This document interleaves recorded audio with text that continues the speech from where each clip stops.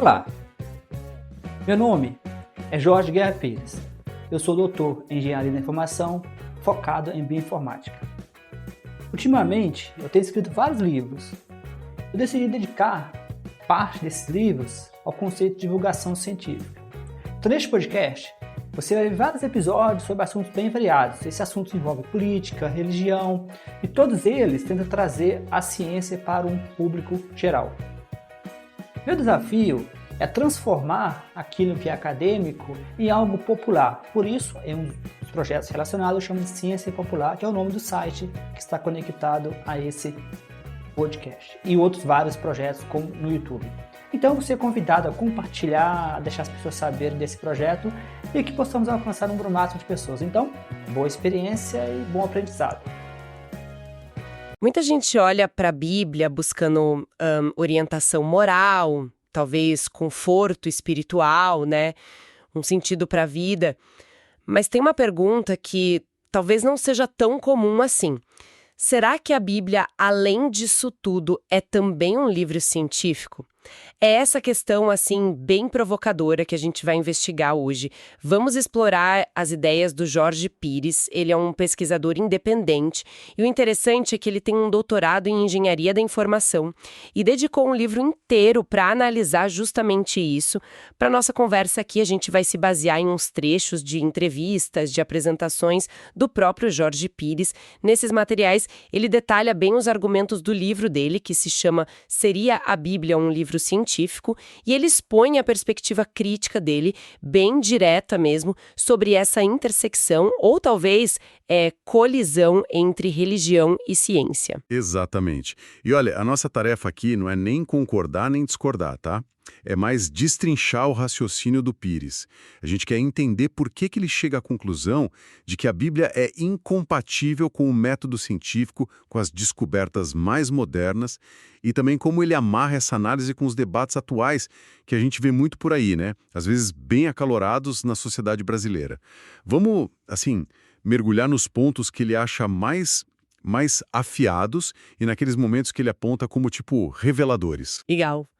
Antes da gente entrar no livro mesmo, acho que vale a pena entender um pouco da jornada pessoal do autor com esse tema, né? Pra sacar de onde ele tá falando. O Jorge Pires conta que, assim, por boa parte da vida, ele se via como apateísta. É um termo que ele usa pra descrever alguém que basicamente não tem muito interesse, sabe? Não se preocupa com questão religiosa. Ou talvez agnóstico, né? Que é geralmente quem acha impossível saber se Deus existe ou não. Ele meio que evitava o assunto para não criar atrito. Isso. E essa postura mais distante mudou por causa de uma experiência cultural, digamos. Ele conta que morou 6 anos na Itália, um país super católico, né? Mas ele diz que lá a crença ou descrença dele nunca virou assunto. Ninguém perguntava. Aí ele voltou para o Brasil e aqui a coisa foi diferente. Em poucas semanas ele ouviu várias vezes a pergunta direta: "Você acredita em Deus?" Essa insistência toda fez ele pensar sobre o que ele sentiu como uma presença bem mais invasiva, constante da religião no dia a dia, na cultura aqui no Brasil. Entendi. E essa reflexão acabou sendo o gatilho para ele começar a investigar o assunto mais a fundo. Mas não do ponto de vista pessoal, e sim mais analítico, né? Ele até se localiza naquela famosa escala de ateísmo do Richard Dawkins. Ele se põe como um 6.9. O que isso quer dizer na prática?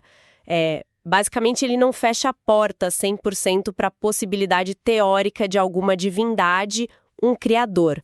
Mas ele acha o Deus pessoal, aquele que intervém, descrito na Bíblia, algo assim extremamente improvável se a gente olhar para o que a ciência diz sobre o universo. Ele também comenta que essa jornada pessoal acabou impulsionando ele a virar um comunicador de ciência. Ele foi inspirado por uns formatos tipo o podcast americano The Fish Experience, que foca justamente nessas discussões, né? Ateísmo, religião. Ok, então vamos para o centro da questão.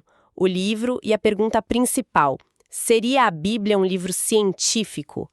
O título já é uma provocação, né? E o Pires não enrola. Logo ali no prefácio, ele já adianta a conclusão dele. Do ponto de vista dele, a resposta é um não bem claro. Sim, e ele não só afirma isso. Ele vai explicar o porquê. Ele define o que, para ele, faria um texto ser científico. Teria que ter pesquisa original, dados, fatos que outras pessoas pudessem verificar. E um ponto crucial, assim, na filosofia da ciência: ser falseável. Falseável. O que é isso? Significa que a hipótese, a teoria, tem que poder ser testada, de um jeito que, se ela estiver errada, a evidência possa mostrar isso. Entende. E o Pires argumenta que a religião funciona numa outra lógica, que é baseada na fé. E a fé, na visão dele, muitas vezes é colocada acima da necessidade de ter evidência. Ele até cita como exemplo aquela passagem de João 20, 29, que diz: "Bem-aventurados os que não viram e creram." Ele interpreta isso como uma valorização da crença sem precisar de prova concreta. E é a partir daí que a análise dele fica bem concreta mesmo, quase um fact-checking dos textos bíblicos, mas usando a lente da ciência de hoje. O Pires vai lá na Bíblia e busca o que ele aponta como erros científicos claros, baseado no que a gente sabe hoje. Por exemplo, ele aponta o livro de Levítico, que classifica morcego como ave. E a gente sabe que é mamífero, né? Exato, mamífero. Ele menciona também descrições de insetos com 4 patas. E biologicamente são 6. 6. Cita passagens nos Salmos que dão a entender que a Terra é fixa e imóvel, o que vai contra a astronomia. Aponta Gênesis, onde a luz aparece antes do Sol, que é a nossa fonte principal de luz natural. E traz até uns detalhes mais curiosos, tipo a descrição de coelho como animal ruminante, o que a biologia não confirma. Certo. O argumento principal do Pires aí é que esses exemplos não são só tipo uns errinhos isolados. Para ele, isso reflete de forma consistente o conhecimento limitado, a visão de mundo da época e do lugar onde esses textos foram escritos, há milênios. Ele chega a chamar a ciência bíblica de arcaica e sugere que, em alguns pontos, estava até atrás de conhecimentos de outros povos da mesma época, como os gregos antigos. A hipótese que ele levanta é que os autores da Bíblia compilaram o conhecimento às crenças que estavam disponíveis ali para eles, né? Incluindo essas ideias científicas que hoje a gente sabe que são ultrapassadas. Talvez o objetivo fosse criar um guia, um conjunto de regras, histórias, explicações para o povo deles. Ele usa até uma analogia que, olha, é bem provocadora para mostrar essa diferença de plausibilidade científica. O Pires diz que o personagem Homem-Aranha, que a gente sabe que é ficção pura, Sim. é, de certa forma, cientificamente mais concebível do que a história literal de Adão e Eva. Por quê? Porque a ideia de misturar DNA humano com o de outra espécie, tipo aranha, por mais que seja fantasia hoje, ela toca em conceitos da biologia, da genética, que, em tese, são possíveis dentro das leis da natureza que a gente conhece. Já a criação de um humano do barro ou de uma costela, se interpretada literalmente... Fica fora desse quadro científico, né? Exato, estaria fora. É um jeito de marcar a diferença entre uma ficção que se inspira na ciência e uma narrativa que ele vê como mítica. Seguindo nessa linha de confronto mais direto, o Pires também foca bastante no debate criacionismo versus ciência moderna, especialmente evolução e genética. Ele pega, por exemplo, a história da Eva sendo criada da costela do Adão. Aí ele usa uma lógica puramente genética e argumenta: se o Adão tem cromossomos XY e doa material genético para criar a Eva, sem o cromossomo Y, o resultado seria o indivíduo XX. Geneticamente, seria tipo um clone do Adão, só que com cromossomos sexuais femininos. É aí que ele usa de propósito, para provocar mesmo, a analogia com um homem trans para descrever a genética da Eva, se a história fosse lida assim, literalmente pela ciência. E ele faz um raciocínio parecido também para provocar com a concepção de Jesus, que é descrita como sem participação genética masculina, o que a biologia chamaria de partenogênese. Pires sugere que, do ponto de vista genético estrito, isso daria um indivíduo XX, biologicamente feminino, o que leva ele a usar a analogia de uma mulher trans. É importante deixar claro, né?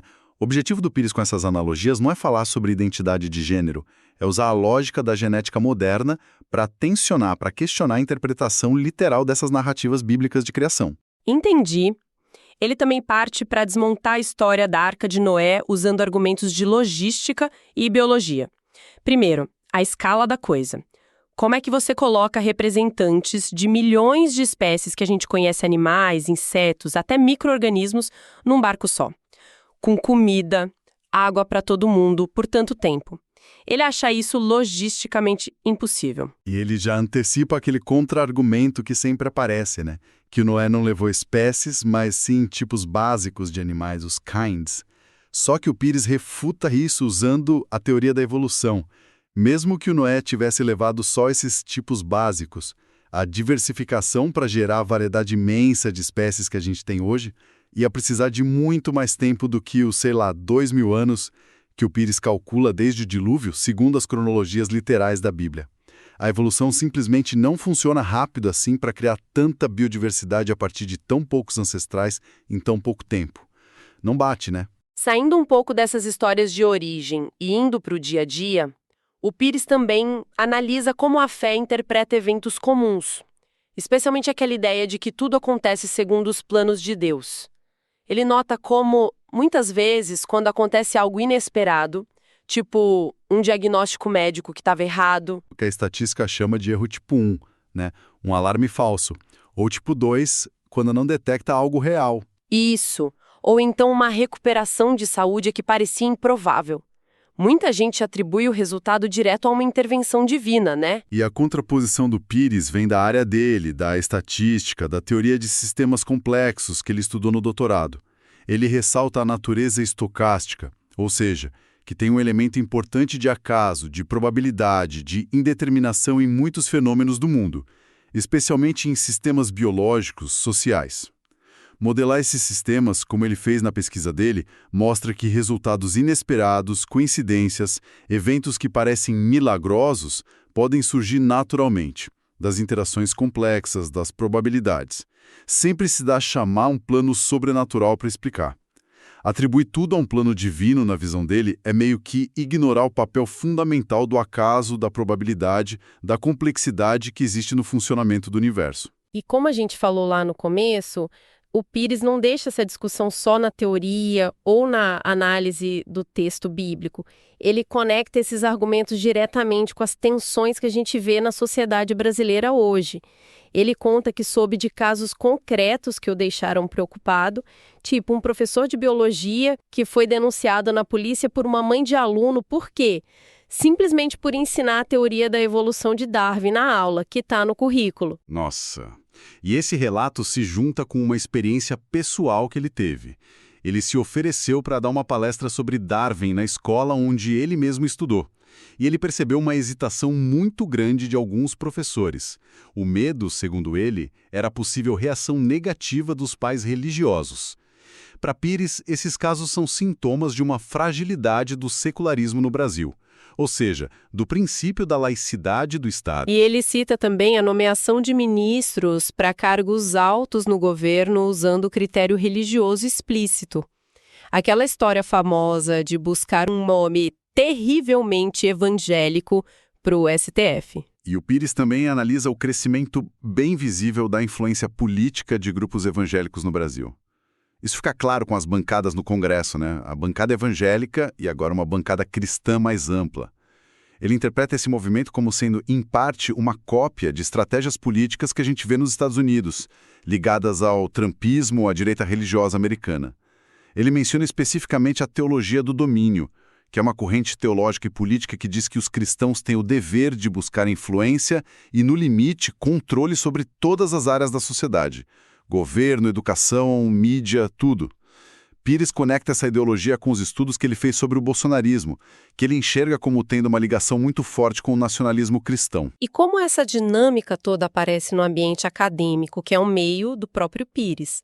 Ele fez uma pesquisa informal, um questionário, com pesquisadores brasileiros ligados à CAPES, que é a nossa principal agência de fomento à pós-graduação. Os resultados foram interessantes. Cerca de 30% dos que responderam se declararam ateus. É um percentual bem maior que a média da população geral, o que talvez não surpreenda tanto no meio científico. Mas, por outro lado, ele também viu uma maioria de religiosos. Uns 50% se declararam católicos. E o ponto que o Pires levanta com esses dados não é só a estatística religiosa da academia. É mais sobre o clima intelectual, sabe? Ele percebe que, mesmo tendo mais gente não crente ali do que na sociedade em geral, ainda parece existir um certo tabu, ou no mínimo uma dificuldade em abordar academicamente o ateísmo ou a crítica à religião de forma mais assertiva. Ele sugere que muitos pesquisadores, mesmo os que não são religiosos, preferem evitar o confronto, o atrito que esses temas podem gerar, seja com colegas, com instituições ou com a sociedade lá fora, especialmente famílias e comunidades muito religiosas. Existe uma hesitação em comprar briga, como ele diz. E isso pode acabar limitando o debate aberto sobre essas questões justo no ambiente que deveria ser o mais livre para investigar todas as ideias. Nossa, a gente cobriu bastante coisa hoje, hein? Resumindo a análise que a gente viu nas fontes do Jorge Pires, ele faz uma crítica bem sistemática, contundente mesmo, à ideia da Bíblia como um livro científico. Ele usa ferramentas da lógica, da filosofia da ciência, exemplos das ciências naturais, para apontar o que ele vê como erros de fato, inconsistências e uma incompatibilidade com o conhecimento científico atual.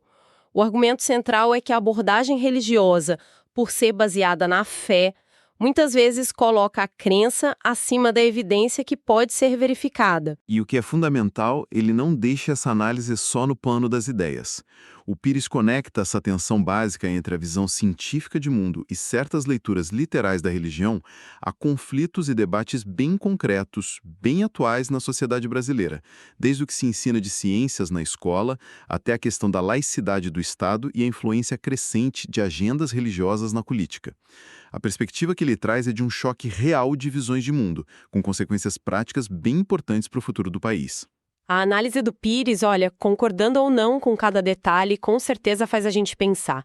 No mundo que está cada vez mais lotado de informação, onde notícia científica, opinião pessoal, desinformação, dogma religioso, tudo se mistura e compete pela nossa atenção o tempo todo no discurso público. Fica aqui uma reflexão final, inspirada por essa análise toda. Qual é de verdade a importância para a gente, como indivíduo, e para a gente como sociedade de conseguir desenvolver e manter essa capacidade de distinguir com clareza? Distinguir o que é uma afirmação baseada em evidência científica, que pode ser testada, de uma narrativa que se baseia na fé, na tradição. Como é que essa habilidade de discernir pode preparar a gente melhor para navegar essa complexidade toda do conhecimento que está aí hoje? E, talvez mais importante ainda, como isso pode nos ajudar a participar de forma mais informada, mais construtiva das decisões coletivas que vão moldar o nosso futuro. Fica aí para a gente continuar pensando. Você acabou de assistir mais um episódio do meu podcast Ciência para Não Cientista. Você pode entrar em contato comigo no e-mail jorgeguerrapires@yahoo.com.br, no e-mail jorgeguerrapires@yahoo.com.br. É bom sempre lembrar que eu tenho vários livros na Amazon, no Google Books. Esses livros estão em formatos bem variados, como formato impresso, e-book, Kindle, audiolivros, então você tem toda uma gama de escolha. Existe sempre a opção de fazer uma doação, oferecer um suporte para que eu possa manter o podcast em versão premium e possa manter os episódios por um período maior do que 3 meses, ou até mesmo deixar vários episódios maior do que 2 horas por mês, que é o meu limite. Então, eu te convido a fazer doações para o e-mail, o mesmo e-mail que eu falei anteriormente, que é jorgeguerrapires@yahoo.com.br, jorgeguerrapires@yahoo.com.br. Então, muito obrigado e continue no podcast para ver os próximos episódios e não deixe de compartilhar com seus amigos, com pessoas que possam se interessar. Um grande abraço, até mais, Jorge.